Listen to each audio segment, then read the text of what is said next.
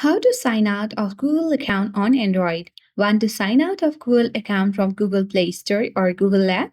Then here is the short and easy video to sign out of Google account on Android. Open Settings on your Android device. Scroll down and navigate or locate the options for users and accounts. Once you open it, tap Google.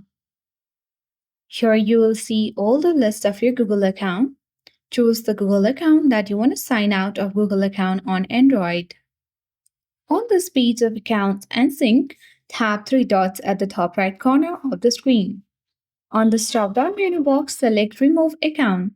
To confirm, tap Remove Account, but remember that removing this account will delete all of its messages, contacts, and other data from the phone. If you are sure, then tap Remove Account and you will easily sign out of Google account on Android.